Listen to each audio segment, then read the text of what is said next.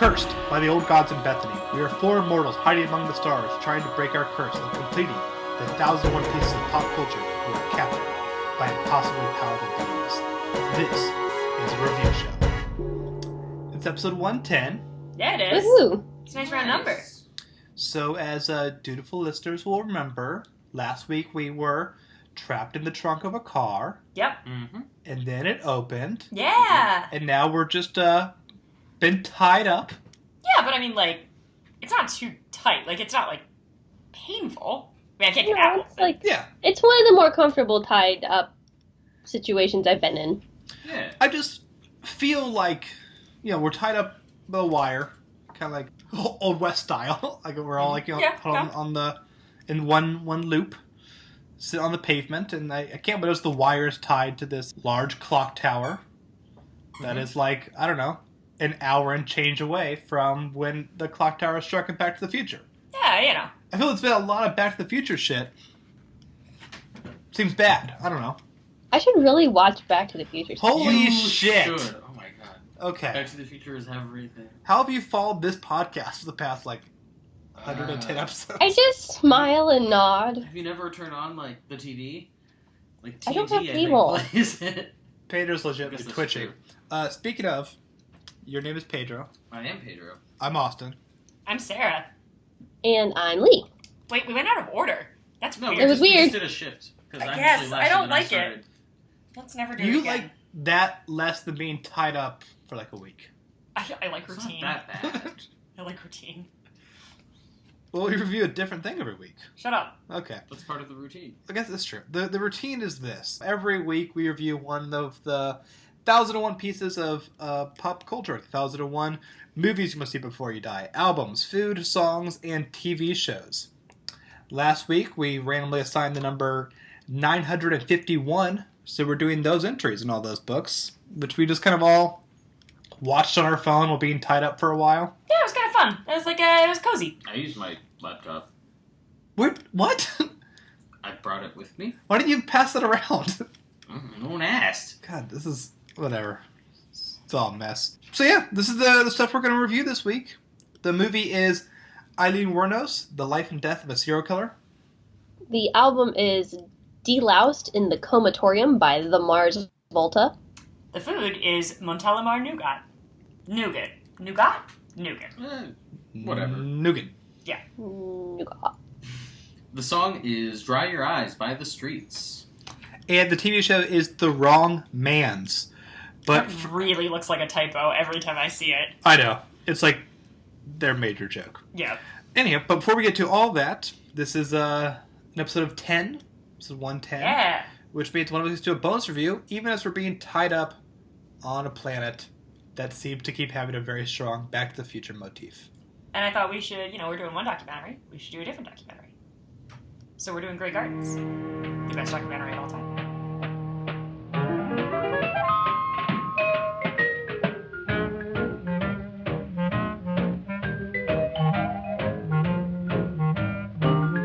It's very difficult to keep the line between the past and the present. Do you know what I mean? It's awfully difficult. I suppose I won't get out of here till she dies or I die. Who is she? Grey Gardens is the best documentary of all time. No, I mean, it's a great documentary that everyone should see. I'm not used to doing the introduction parts for movies, but it's a movie about Edith Bouvier-Beale and her daughter, Lil Edie, who are relatives of Jackie Kennedy. They are... I can't remember what the direct... Big Edie's brother is Jackie's dad. Oh, okay. So they were Little Edie is her cousin. Jackie Yeah. Cousins. It's made in 1976. It is by some famous people. It's by the Maisels brothers. Maisels. Who we saw direct Give Me Shelter a few weeks ago. Also, they've made Salesmen, and they're considered one of the best directing teams of all time. Yeah, Grey Gardens is super friggin' weird. I would genuinely say you should just watch it if you like documentaries and you haven't seen it, because it's a little indescribable. It's a little it is a slice of life documentary about these two women who are basically shut-ins in a like, should definitely be condemned house on Cape Cod. Man. Or East Hampton. Like a mansion. Like, and 28 bedroom. And there's cats everywhere, and all the walls are falling in, and they spend most of their time acting like metaphor characters in, like, a badly written Russian novel, except they're real people, and, like, that's just how they talk, and they just spend their time, like, mourning their lost youth, and reminiscing about things that may or may not have happened, and, like, being weird to the filmmakers, and making friends with the grocery boy, and it's good. So, I'm sorry. No, this is your second time watching it. It is indeed. I really want to kind of get the reaction of those who haven't seen this before, because, like, I still, like, knew a bit of pop culture that these were unique women. That's the way to put it. But I was still blown away by just how watchable they are, for good and bad, I think. Lee, did you know much about this movie before you watched it? I saw the first half after Jinx Monsoon did Little Edie in an episode of Snatch Game. I love on that RuPaul's that Drag is Race. the direction that went. Because I definitely saw that episode and did not know who Little Edie was. And then I didn't either, and so I was like, oh, well, I'm going to go watch Grey Gardens. And so I watched the first half, got bored, and stopped. So. Well, let's talk about this now, because last night, as we're just kind of lying here, I decided to do some really good investigative research. And I decided to type into Google, why is Grey Gardens not on this list? Seriously? And Google autocorrect did not let me down. Because I started to type, why is Grey Gardens? The number one autocorrect was, why is Grey Gardens gay? That's really funny. This is a gay icon movie. It is, yeah. Yeah, 100%. So I pose to you all, why is Grey Gardens gay? Because it is two extraordinary women who are unabashedly themselves. Yes. Also, like, if you told me that they were drag queens, I would believe you. They are over the top in the way that gay media, like gay subculture media is. And they are real people. Like, that's why I think it resonates so much. Gay media also tends to take things that are easily quotable. Yes. And Grey Gardens is, oh my god, there's so many things. Quotable. Oh my god. So a lot of people have fun watching this movie. It was for Pedro earlier where we tied up. Pedro, how did you take watching these women? So I saw it twice for whatever reason over the weekend. And it's a weird combination of just shock and a little bit like, I mean, you feel bad for them, but you don't also. And you enjoy watching how they're just kind of like cool with it. Big Edie is doing fine. She's happy. She doesn't care. If anything, she's annoyed that the camera crew's there because she wants to get naked on her porch.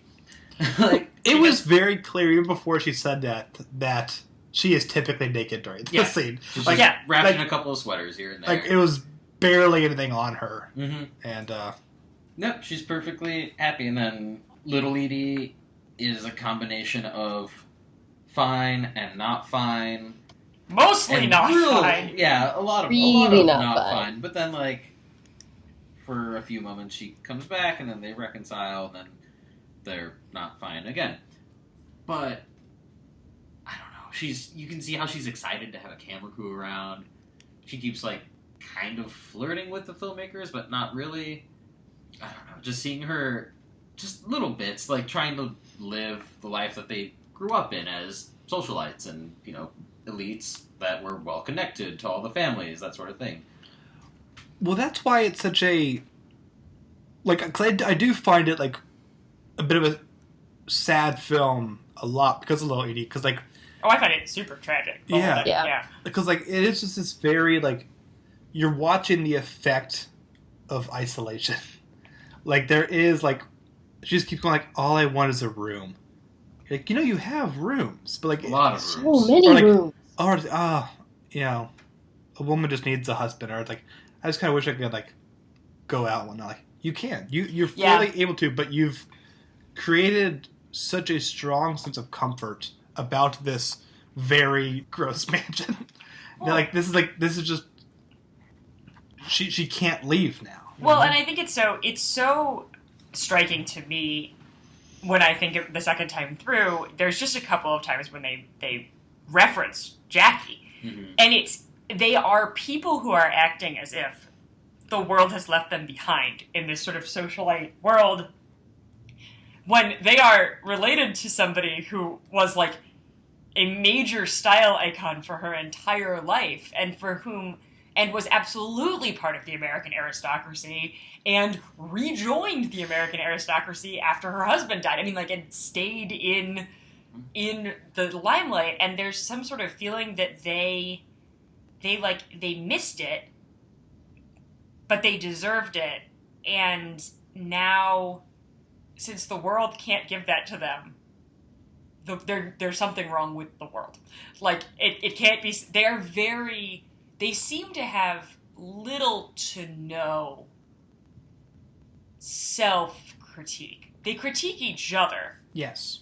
But I think that both of these women believe that they are the best people that have ever lived. Yeah. They are sure that they are the most beautiful, talented, wonderful, perfect people that have ever lived. And that the other one might be the worst sometimes, but that they are definitely the best. And so everything that has been upsetting in their lives must be a result of happenstance or tragedy or other people. And it's so sad, because it's that thing of all you need to do is let that guard down and go to the grocery store. That's all you have to do. And you don't. And yeah, I don't know much about what drove the Maisels to find these two crazy women, or what movie they thought they were making, because it's very much feels much like Gimme Shelter, actually, sort of a found movie. We will go and film these people's lives, and it will turn out to be a really interesting commentary on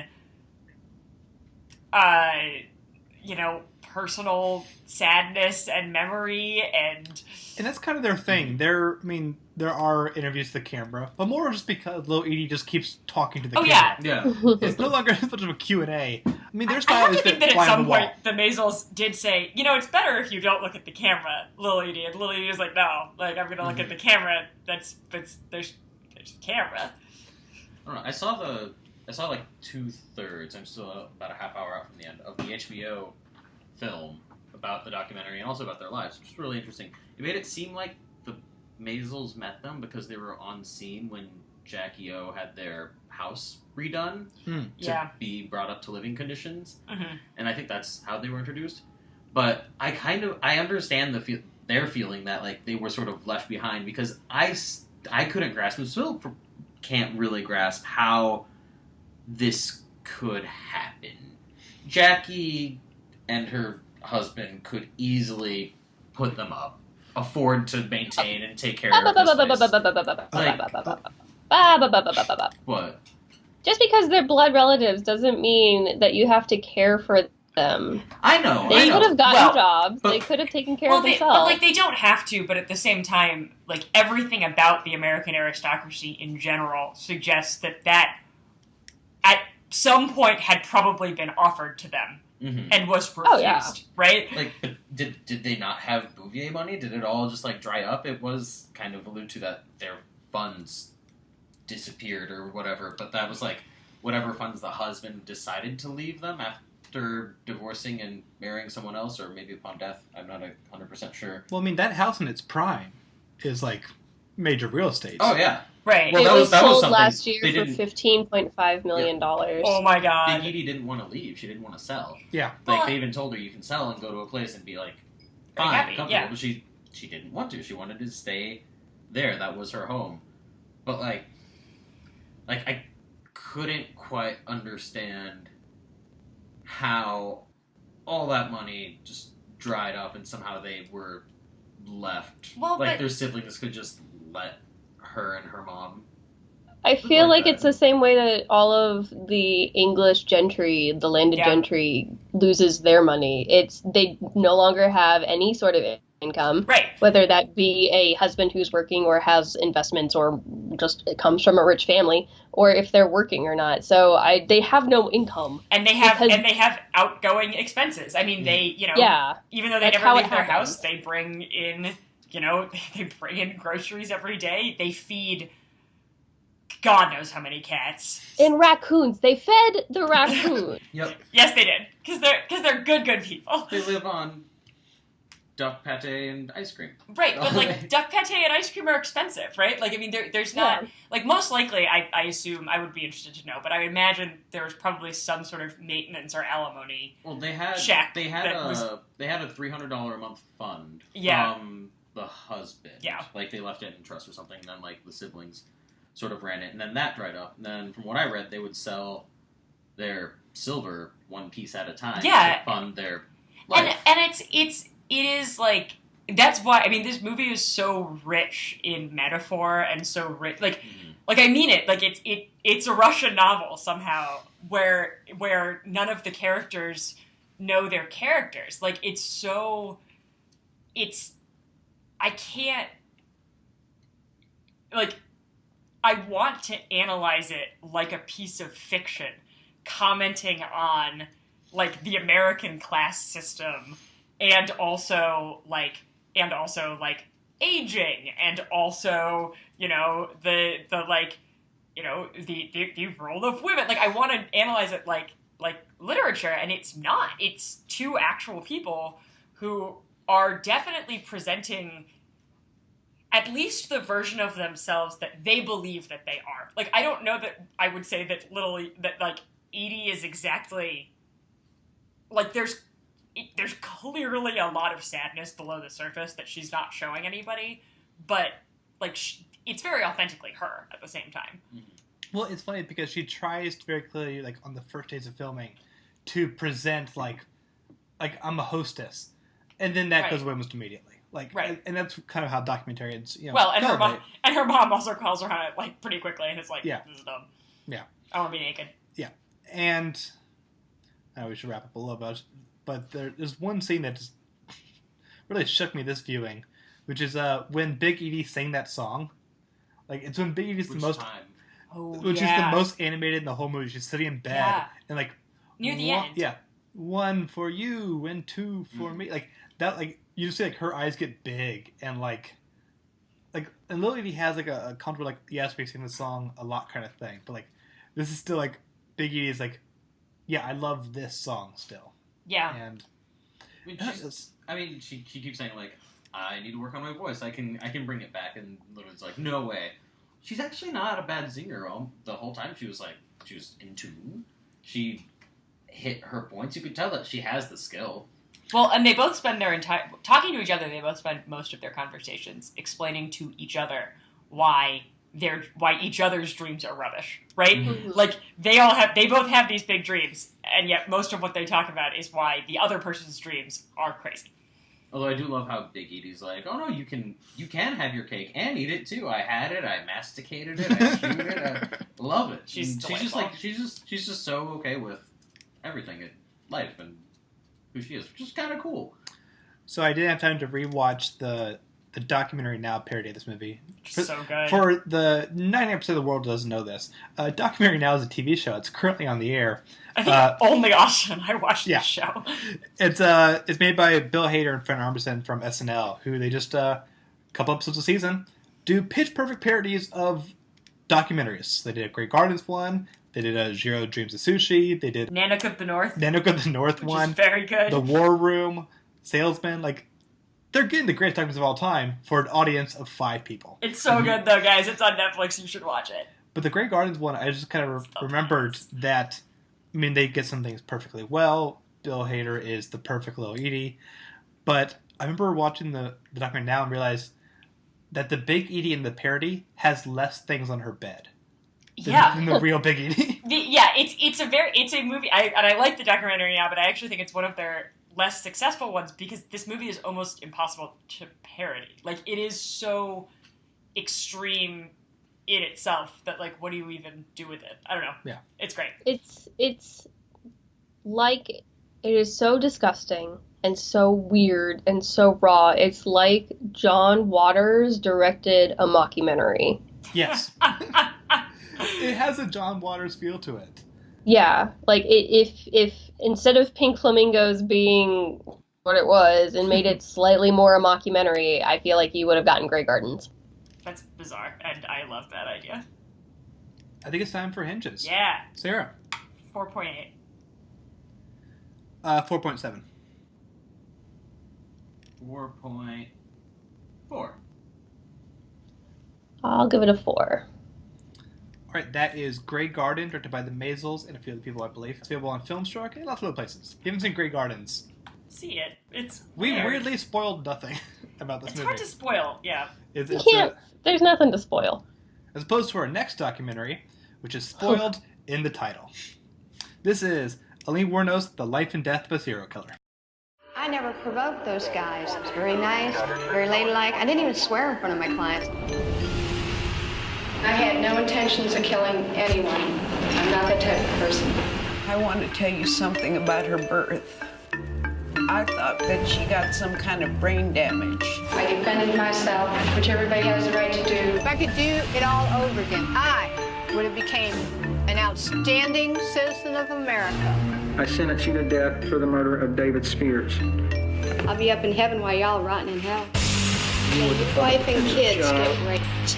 My evil happened to come out because of the circumstances. She's been failed by the legal system. Cops knew who I was. They covered it up to turn me into a serial killer.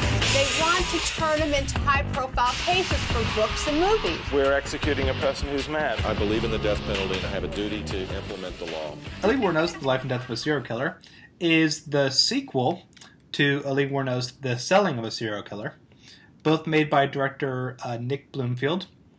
And this is about Aileen Wuornos, what do you know, who is labeled as the first female serial killer. In America. In America. First U.S. modern times. That's right. You did some European serial killer. Oh, I mean, I was just talking about, like, how there have been females that have committed mass murder before. Just, I don't know. That's true. But not in the modern American serial killer sense. Right. This is a story of, you may recognize her as the subject in the Oscar-winning film Monster, but she is this woman who killed 7 men while she was hitchhiking and being a prostitute. In a very short period of time. Within a year. Yeah, within a year. Yeah. And, I mean, there's a lot about her story, but a lot of this film is more about the present day element of it all, because her story, which you hear about in the film, both films and the movie Monster, she had this female lover, ultimately betrayed her to the cops. The first movie is all about how Aileen's very strange adopted mother, who adopted her while in prison, and the shadiest lawyer of all time, who definitely cameos at the beginning of this, profited off her being in jail so they can sell her story and sell off interviews and such. And this is now a look at her on the verge of execution and just kind of understanding her as a person, understanding what it means to have the death penalty when you're dealing with mental illness, and if it is mental illness, which I think the film remains has a complex relationship with. I mean, I think she is acting very differently than she was 10 years ago. That's definitely true. Yeah. And it's a really fascinating movie. It's a very, unlike the Maisels, who stay very firmly behind the camera, Nick Bloomfield is always there in voice or well, and it's interesting because he is I sort of got this halfway through the film, but the reason that he revisits the story is because he is a witness in the mitigation phase of her sentencing. Yes. So basically, it's a situation where the documentarian has become part of the story, without, he can't not be, because now he's being called to testify in, about her. And so it's this very peculiar, look at this thing that he's gotten swept up in, which clearly it doesn't seem, when I saw the first movie, it didn't seem like he had thought about this part of it. You know what I mean?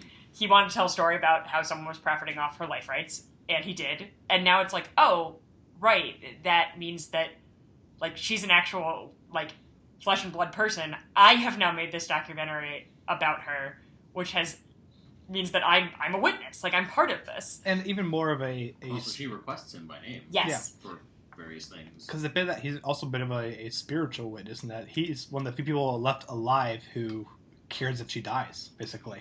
Right. Because everyone else has kind of used her, and one of the ongoing rants she has is about how, especially politicians, just want to use her for re-election purposes. Which is completely true. Seeing Jeb up there. Jeb Bush cameo. Future presidential hopeful. Jeb, please clap Bush. Yeah. Please die. Using her execution as a platform for re-election. Right. It really gets you. Well, and I mean... But that happens all the time. That's how it works. That's how it works. Just 2 weeks ago, Marco Rubio was calling for the same thing for the Florida killer. Yeah. That case is actually super funny. And he's like saying that this person should be executed. Yeah. Well, I mean... Using for political power. That kind of statement. To ad absurdum myself here, I mean, this movie is super interesting as a commentary on the death penalty, especially being looked at. This is 2001, right? 2003. So we're now 15 years later. I think it is a genuinely open question based on changes in law since 2003 whether Aileen Wuornos could have been executed. We've updated and changed a lot about our standards for how mentally ill you can be and be executed. Well, yeah, because there's the scene where Jeb was like, all right, fine, as governor, I'll send a psychiatrist for an evaluation. They're like, okay, 15 minutes later, he came out and totally competent. And then, a day later, we see a big clip of her going on a crazy rant where you're like, how could that have happened? Is that even possible now? Right, well, I mean, yes. And by the way, like, definitely in both Texas and Florida, like, yes, stuff like that does absolutely happen. And we have executed many mentally ill people. But there's more and more a discomfort with that and a moving away from that concept. And there are things about the way her original trial went that had her first round of appeals been done now, they would have gone a different way. What's interesting about her, and I was just reading a story recently about a man in Nevada who's doing the same thing, is that Aileen Wuornos gives up her appeals, which is basically suicide. I mean, it's slow motion suicide, right? I mean, and there's somebody in Nevada trying to do that right now, and they won't kill him because they can't get the drugs, because no one will sell Nevada the drugs to kill him. So, I mean, there's a lot about this story that I think there are a lot of death penalty documentaries, like a lot of them. There are a lot of very heavy-handed death penalty documentaries, as well there should be, because the American death penalty is a human rights atrocity. But this is, I think, one of the more subtle ones in just saying, this is what happened. As a viewer, how do you feel about this? Because there's reasons that Aileen seems perfectly killable, and there, and deeply irredeemable in some important ways. That, I mean, I think it's fairly clear that the self-defense line that she holds at the beginning of that, early on, seems dubious or problematic. There's lots of stuff that is really horrifying about her, but there's other stuff. And so, and it's like, this is the whole story of this person. What do you think? And I don't know. I thought it was very, very well done. It's interesting because this is a problem, I think, with probably not only America, but just so many things where once you see the process happen and someone goes to jail, we tend to see them as no longer people. They have lost the trial. They are now in a box, and they're guilty in our eyes, and guilty can't have nuance. And this is a woman who is definitely a serial killer, definitely killed 7 men. That's not up for question. But you still are really, I think, affected by the situation. Right. And how much I mean, her whole life she's been really screwed over, and she's still responsible for her actions, but you just kind of keep seeing it happen more and more by different, like, larger things now. Right. Of the media, who's literally Oscar-winning film profited off. And there's something very strange about that, given that he's got so much to say about the profiting off of Aileen Wuornos' life, and of course he's profiting off of Aileen Wuornos' life. Yeah, this is his biggest film. Yeah. Well, and I think that you see her, and then you see her sort of doing this desperate clinging to control because she has this narrative that she wants to push about this, this crazy conspiracy theory about how the cops, like, enabled her to be a killer, or like knew that she was killing people and let it keep happening so that they could, they could basically, get a good story out of it, which is nuts and didn't happen. But it's clear that, like, in her last interview, she's like, you're going to talk to me about that or you're leaving, because it's her only measure of control that she has anymore is she's afraid now. It's like message discipline. Yeah. No, but I don't even think that at the end Aileen is particularly afraid to die. I think actually by the end... I think so. I think in, like, her last month, there's a change in her vocabulary that really had, like... It was a different kind of anger of, like, trying to find, like, a way to... It was when she realized, like, that no one gets off death row. Mm-hmm. When she had that stab at how, like, 4 people have gotten off, like, in history. Well, and that's what I find... What is ironic about that statement is that... I mean, I am not a death penalty lawyer, but I read a lot about the death penalty, and Aileen Wuornos could have gotten off death row. Like, I mean, there's so much wrong with her trial, with her story, with everything about it, that even at the time, had she trusted good lawyers and not given up her appeals, there was probably a path to life in prison. But it would have meant losing a certain measure of control over the process, and admitting certain things that she didn't want to admit, and dealing with parts of her past she didn't want to admit, and she wasn't going to do it. And it's just a very human portrait. Yeah, I really liked it. We for a different film, you said that things that are said under duress are usually taken, like, pretty seriously. What do you mean? What was it? The comedy, the torture scene. No, the comedy where he wrote his memoirs and then he got off the next Oh, morning. yeah. And wait, could that be Kind Hearts and Cornets? Kind Hearts and Cornets. Yeah. Like 2 episodes ago? Yeah. Okay. There's a scene where it was towards the end, one of the final interviews, where he pretends to turn off the camera and asks, but really was it self-defense? She refused to say. She's right. Like, yes, but I can't say so on camera right. because I have to die because reasons. Like, would right. that be something that's admissible to be like, she really does think that, and on the eve of her execution it's very interesting, because then this has come up in the Nevada Man Who Wants to Die. She has expressed her preference, which is that there not be any legal proceedings to stop her execution. Mm. Which then raises the sort of jaw-droppingly complicated ethical question, as a lawyer who might want to represent her, or who does represent her, is it unethical to go against her wishes, despite believing that she is, well, not incompetent. If you believe she's truly incompetent, you would go a different way, but believe that she is basically so wrong-headed that you have to do something else and pursue appeals when that is against her expressed wishes? Or is it, conversely, deeply unethical to allow her to die, knowing what you know? I mean, and no one has a good answer to this, which is why the death penalty is fucking horrific, and we should not do it. Guys, it's not a good idea, because its finality means that these kinds of things, that, like, Aileen Wuornos doesn't have another 20 years 10 years or 20 years to change her mind. I mean, right? Like, I mean, I hate to say it, but it's, or another 10 or 20 years for the law to evolve and us to look at what happened in her original trial and be deeply horrified and change what we decide needs to happen. Yeah, don't kill people. Lee? I thought it was really interesting when Sarah told us that Grey Gardens was our bonus and that we were watching a documentary about Aileen Wuornos. Yeah. Because I think it's 2 really great examples on opposite ends of the spectrum of society failing. I feel like with with Grey Gardens, we have these people who Society are failing women.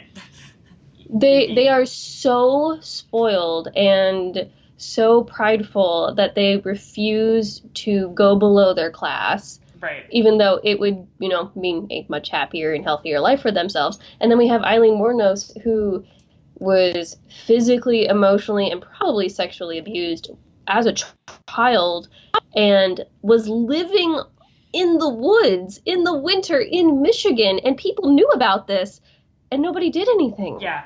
Like many people knew about this and no one did anything.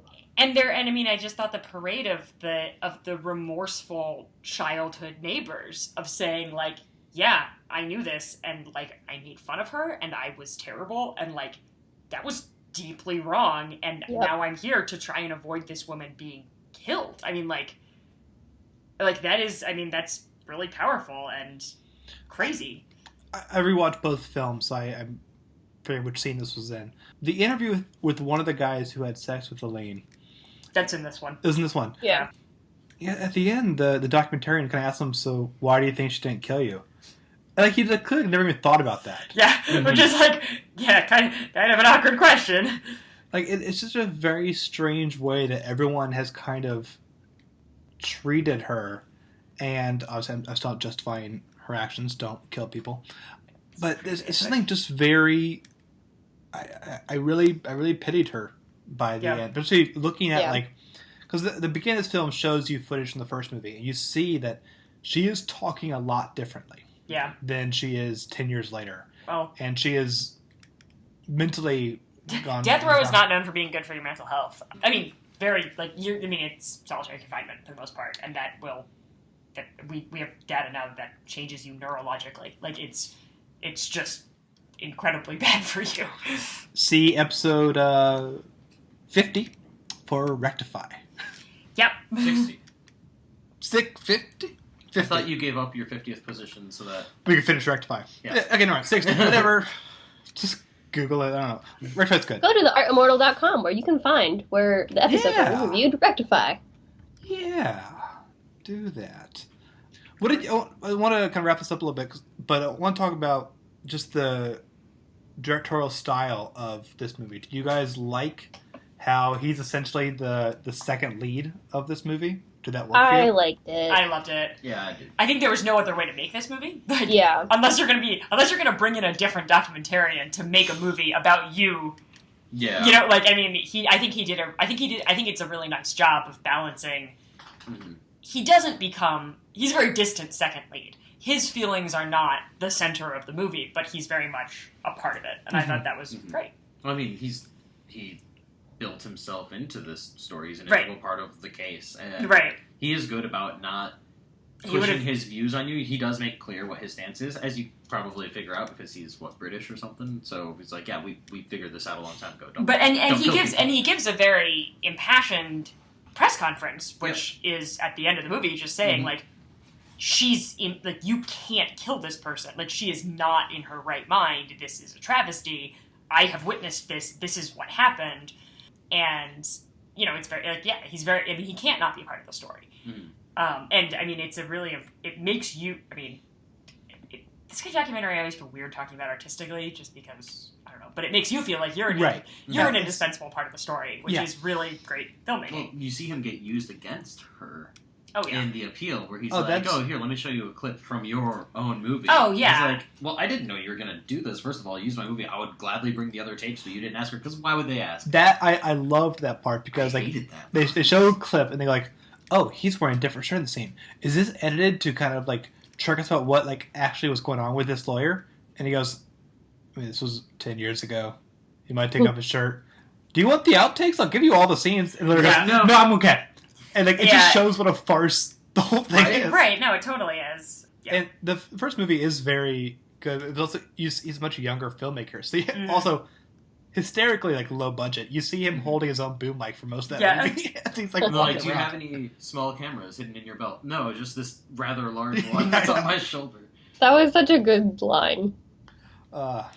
It's interesting stuff. I think it's time for hinges. Yeah.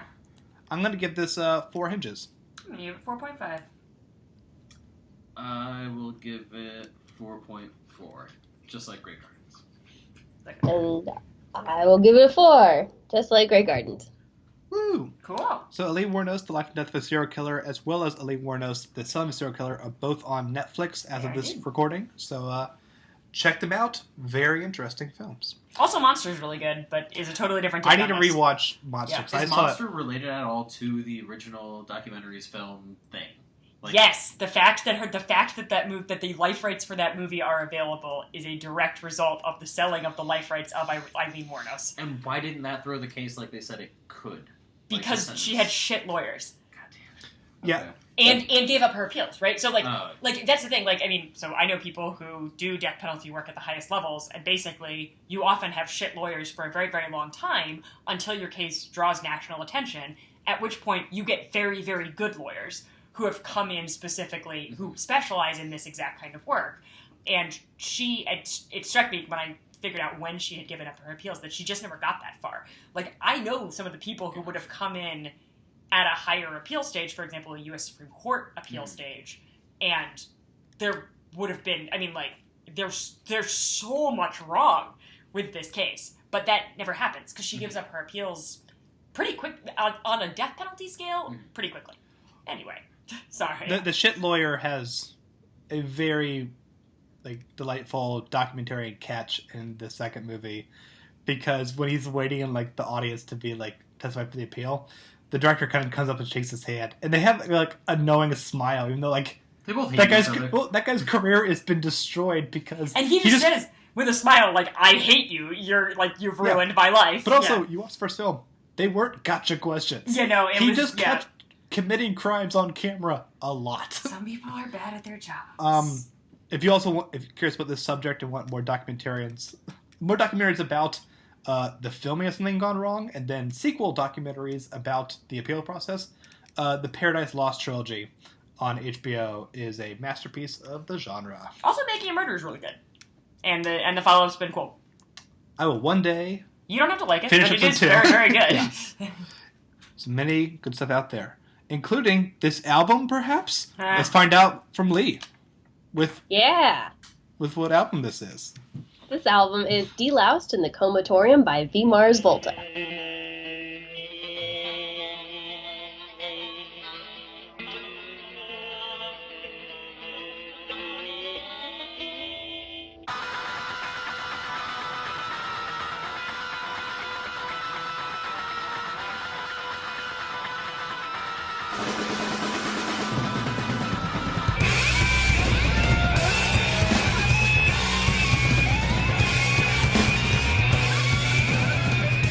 This album is their debut album, and it came out in June of 2003.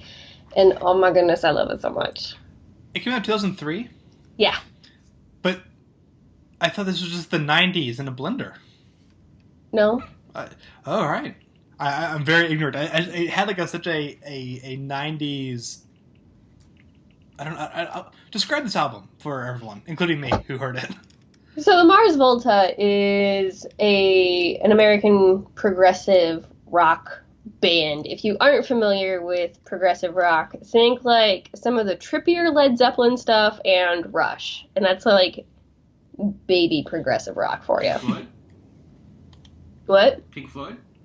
Yeah, Pink Floyd, yeah. So, like, that's progressive rock. It's lots of interesting sounds, interesting combinations, usually solos, lyrics that involve either, like, just completely sci-fi stuff or metaphysical stuff or philosophy, etc. This album was... You can't get bored listening to this album. I feel. No. Mm-mm. And that's what I liked the most about listening to it, because... Whereas the lyrics tended to fade away from me, this album, which kind of rarely happens, the sound, like I could never fully predict what would arise next in each song. This is one of the reasons why I really like prog rock, is because you get musicians who aren't just good at their instruments, they are masters at their instruments. So they can do cool, neat shit that the person you're going to hear on the radio probably isn't able to do because they just don't know how. not because they physically can't, because they just don't know how to do it. So when you have a band like the Mars Volta, a prog rock band like that, they know what they're doing. They love this stuff. And so that, like, numerous interviews with them, they just talk about exploring new music options, because if you stay stagnant, you can't explore what future music is. Like, how fucking cool is that? So what makes this album and this band kind of excellent examples of prog rock? I think it just kind of updates the sound a little bit. 70s prog rock is like, has kind of a more stereotypical synthesizer sound. It's not a bad sound. I really enjoy that sound, but you'll get the more stereotypical, like, pew, pew, pew laser sounds. Whereas, like, this is people who they've had like 30 more years to experiment from the 70s, and technology is involved. So it's not just guitars and a couple of reverbs. It's whole electronic equipment. Like the Mars Volta, one of the members of the actual band, was an effects and sound manipulation person. That was what he did in the band. Oh. Yeah, Jeremy Michael Ward. He was one of the original members of the Mars Volta. Unfortunately, he died a month before this album was released because of a heroin overdose. His death is actually one of the many reasons why the rest of the band quit heroin. So that's silver lining. Yeah, I'm glad they did that. Yeah, it's still one of those, oh, well, heroin's bad and people died, but at least you're done. It's true. Did you guys listen to it? I did not. Nope. I want to, though. Sounds interesting. I think Pedro will like it because of just the technicality of it. I listened to the first, 5 minutes and found it very, very hard to listen to while working, and so... I loved it. I listened to it all day while I was working on stuff. Oh, everything I wrote for work just, got way weirder. Yeah. But I don't think I'm the biggest prog rock person, but I found this to be a very, fast hour for me. Because it just is... It's not very repetitive. In fact, it just feels like a lot of really interesting art, which is the vaguest term. That's how they really kind of took this. That's how they kind of create music. They have said that film is a large inspiration when they create the actual music tracks, because you can create a scene and you can create tone and you can create pace and you can create a setting just like a movie.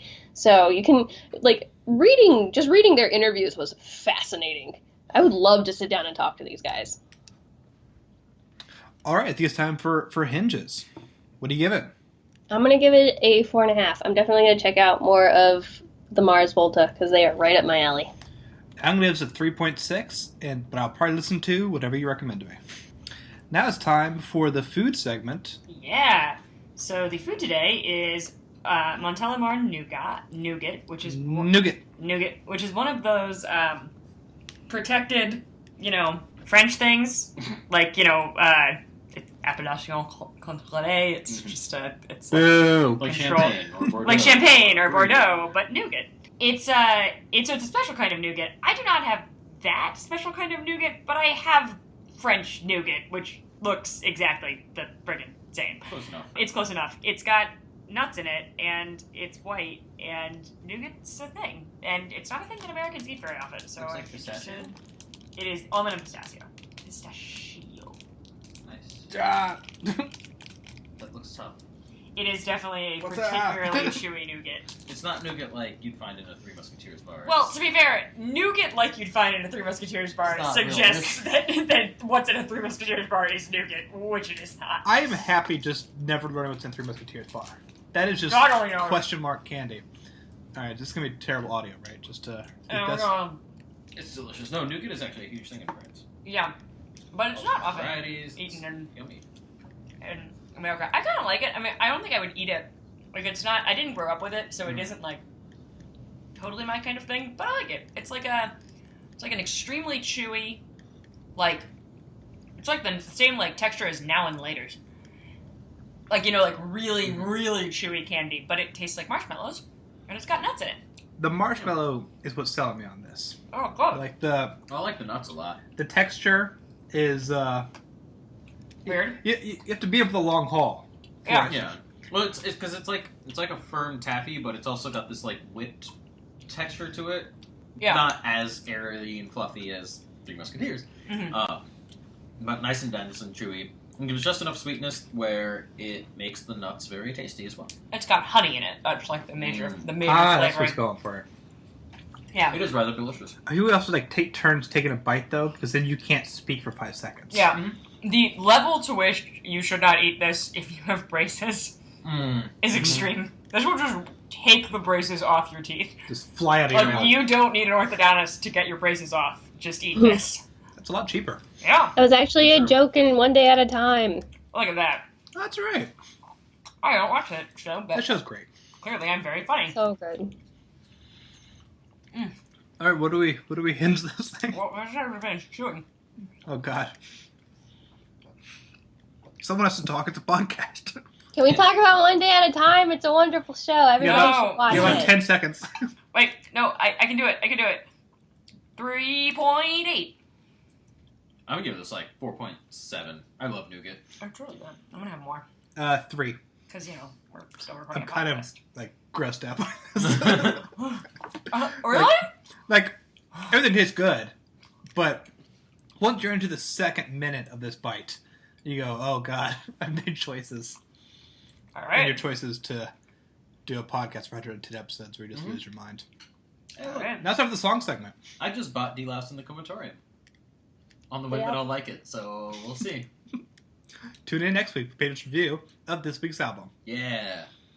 Oh yeah, as for this week, we did a song. It is called Dry Your Eyes by The Streets.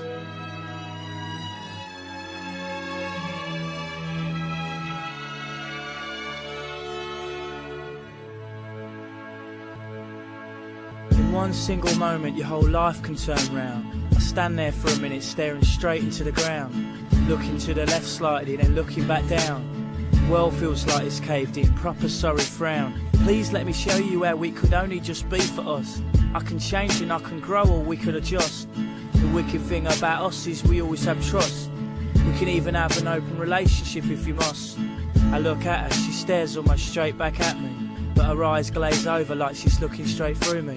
Then her eyes must have closed for what seems an eternity. When they open up, she's looking down at her feet. Dry your eyes, mate. I know it's hard to take, but her mind has been made up. There's plenty more fish in the sea. Dry Your Eyes is, as mentioned, a song by The Streets. Streets are a British rap group-ish. This can't be rap. This song came out in, I believe it's 84, but I've lost track. No, 2004. What am I talking about? And it is part of a larger album called A Grand Don't Come for Free. And apparently the album has a structure where you listen to all the songs in order and it actually tells a story. And this song in particular is about some dude coming to terms with his girlfriend leaving him. And puke. That's the theme of every album. Awful. Yeah. Fuck this song. Fuck this list. Fuck No, this book. I hate this song. I hate this song so much. I have so many opinions about it. Oh my god. I just saw 2 wonderful documentaries about actually ill people or people that are not okay. Like, not doing well for various reasons. And now I have to listen to this kid, like, quietly moping about shit that doesn't Pedro, matter. I dare you not to cry at this. I turned the palm of my hand up to face the skies, touched the bottom of her chin, and let out a sigh. I mean, it rhymes. Sure. Rhyming 101, I guess. It This was weird, song actually. is like if you went to a college campus and went That's too old. to a freshman dorm and found all of the guys named Chad and put it in a blender and made it a shitty song. It was... I listened to it on the bus today, and it's a rainy day. In my mind, obviously, because we're trapped in the back of a car. No, we're not. We're tied up on the road. We're tied up, remember? Yeah, something like that. And just how can your mind drift that well? I feel very aware. It's very healthy for me. Is it? Yeah.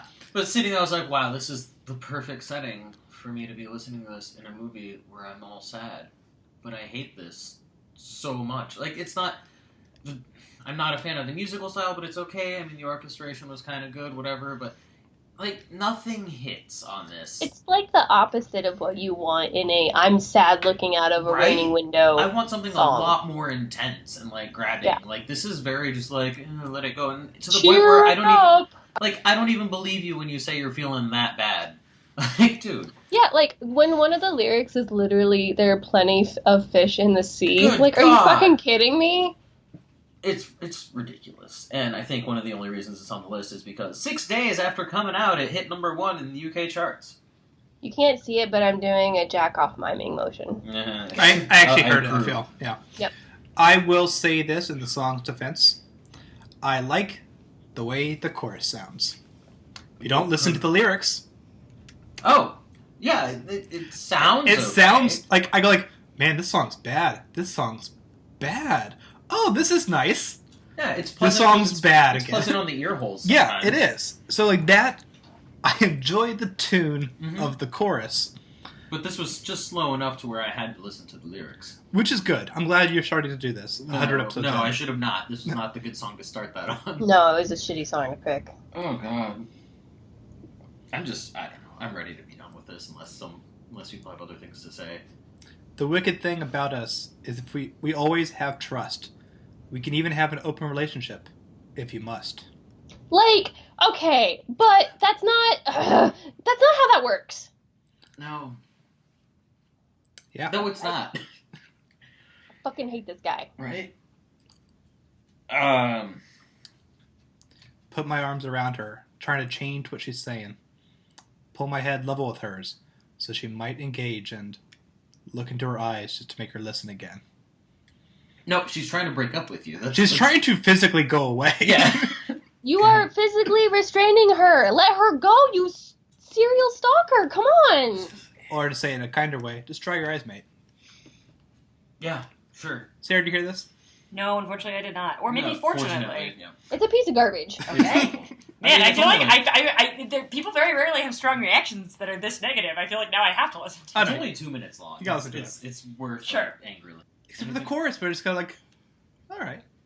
Sure. What if I just end up loving this song, guys? Well, you can. I don't think you will, Sarah. Okay. I really don't think you will. A good addition, some diversity. Pedro, how'd you hinge this? Oh, I don't know. One henge. No, 1.2. What changed? I like What? the strings in the beginning. Sure. Lee? It's all garbage. 1. 1.5. All right, that's Dry Your Eyes by The Streets. Yeah. Do you have any more hits after this? I don't I've know. never heard of them, so I'm going to guess no. Cool. All right, now it's time for the TV segment, which is actually called The Wrong Man's.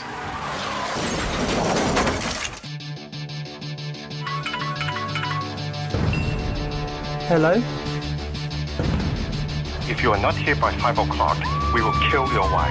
Oh my god! You're not leaving early today. Can we make it 6? Where's my money? They don't have a clue who they're messing with. They want to mess with us. I'm a town planning and noise guidance advisor for Berkshire County Council. Why would he need your help? You're just the mailroom guy. Yeah. And Steven Seagal was just the chef. You've got 24 hours. Get in. Oh, no, you didn't. What did I tell you about watching Lucky Ladies? They're not happy. This isn't a game. So why have I got my game face on? Because that's what you're looking at, my game face. The Wrong Man's is a British sitcom written and created by James Corden and Matthew Baton. Never know how to say his last name. It is a action parody sitcom that takes the wrong man trope from Hitchcock and just has two kind of dumb office workers now accidentally tied up in a big espionage conspiracy where basically everyone's trying to kill them at any moment. It It has the visual style of an action movie. It's trying to like look like Die Hard, and the camera's trying to play it straight while you have two kind of buffoons caught up in this. It ran for 2 seasons, for a whole total of 10 episodes, because it's British. And didn't continue basically because James Corden came to America to host a talk show. And it's fine. Did you guys watch it? Nope. So the first season, honestly, is not bad. The cliffhangers work pretty well. You're intrigued about exactly where it all went horribly astray for them. But I don't find the main characters very likable at all. And likable doesn't need to be an automatic thing for me, as seen by actually the 2 other films we reviewed. I don't find them always the most likable, but I found them I couldn't stop watching them. These 2 guys are just such bland sitcom characters, especially he's just a nice guy who's a crush on his coworker. And James Corden's the buffoon friend. He says silly things. And it's trying to take sitcom stock characters and put them into an action movie, but unfortunately you still have sitcom stock characters. And luckily the story was good enough in season 1 that it's easy to kind of ignore it a bit and just kind of be along for the ride. Season 2 is a train wreck, I think. It's painfully unfunny. And also, you just kind of really get, like, the first one is fine, but the second one really just feels like women are just objects in this story. And it's exhausting. And often pretty cheap emotionally. So it's a show that, I don't know, it's a mess, but the first season you can watch literally in 3 hours. And it works as decent action comedy. Except when you compare it to any other action comedy, especially since it's trying to take some visual cues from Edgar Wright. And, well, now you've just made me want to do see an Edgar Wright Hitchcock film now. Oh, yeah. That'd be great. It's kind of Hot Fuzz. But Hot Fuzz is already a thing. Hot Fuzz is great. And why would I watch a TV show of the greatest movie? Yeah. That is the pitch for this show. It's whatever. The Brits really got a kick out of it. I mean, the first season did extremely well. The second season kind of came and went. Mostly because it's such a short thing. It only aired in 2 episodes for them. And it's just kind of a mess. Title's clever. I do like that it's called The Wrong Mans. But, no, in terms of James Corden likability, this is not up to Doctor Who level. But I do guess like it more than Gavin and Stacey. It's a sitcom that everyone in the UK loves. I think is fine, I guess. It's weird that James Corden wrote so many sitcoms before becoming a talk show host. Those are my thoughts on Things. 2.8 for The Wrong Mans. But still kind of a weird half recommendation because I bet you'll like it and it's on Hulu. So, cool. Whatever. I don't know. We've just been tied up in this, nothing. We're just tied up to each other on the street. Clock towers, clocking, But we did an episode. We did. That's good. Yeah, I feel like that's a productive thing we did. So I guess we should just talk about next episode. Yeah, that makes sense. Do we have a number? 339. Wow, that's a great number. Because 3 times 3 is 9. 3 plus 3 is 9. It's very No, it's 3 plus 3 3 plus 3 is not 9. No. 3 times 3 is 9. I thought you guys were good at math. I'm not.